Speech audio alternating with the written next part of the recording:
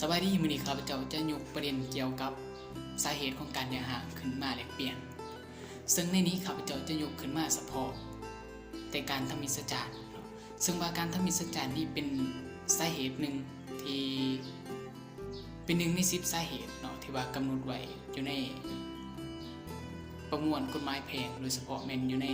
ภาคครอบครัวหั่นและการทำมิสจารนี่หมายถึงการที่ว่าบุคคลผู้ที่ว่ามีผัวหรือว่ามีเมียอยู่แล้วหากไปเสพสมความหมายของการเสพสมก็คือว่าการมีเพศสัมพันธ์หรือว่าการร่วมเพศถ้าหากว่าผู้ที่ว่ามีผัวมีเมียอยู่แล้วหากไปร่วมเพศหรือว่ามีเพศสัมพันธ์กับบุคคลอื่นนั้นถือว่าเป็นการทำมิสจารและในกรณีที่ว่าเฮาสามารถยกการทำมิสจารนี่ขึ้นมาเป็นสาเหตุของการห้องฟ้องเพื่อขอหย่าร้างหรือว่าขอแบ่งปันสินสมสางอะไรนั่นก็ต่อเมื่อว่ามีคำตัดสินของศาลที่ว่าใส่และอย่างเด็ดขาดแล้วเนาะเพราะว่าการ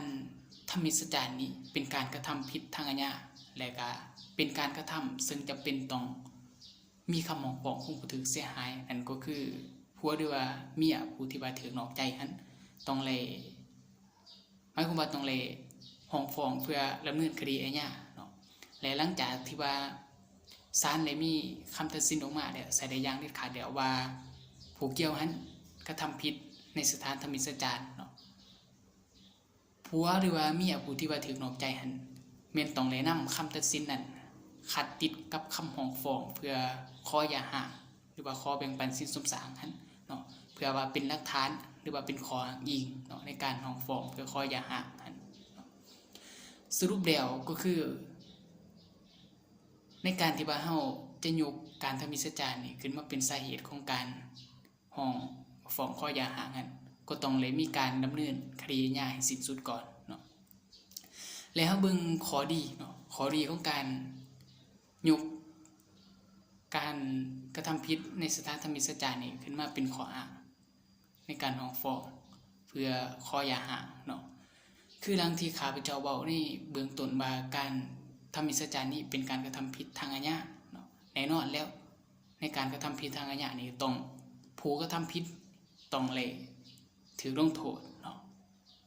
ซึ่งว่าในกฎหมายกำหนดนี่แม่นโทษในสถานทำมิสจารนี่แม่น3 เดือน1 ปีเนาะและปรับไม้1,50,000,000 กีบและครูทำมิสจารก็คือผู้ที่ว่าเป็นส่วนก็เลยรับโทษในสถานเดียวกันเนาะและผู้ที่ว่าเป็นผัวหรือว่าเป็นเมียที่ว่าถูกนอกใจหั่นมีสิทธิ์ในการห้องขอค่าเสียหายเช่นว่าค่าบ่แปลงจิตใจจากพวกผู้เกี่ยวเนาะและนอกจากนั้นเนาะยังมีสิทธิ์ในการห้องขอแบ่งปันสินสมสางเนาะในจำนวน2/3ของสินสมสางทั้งหมดอีกด้วย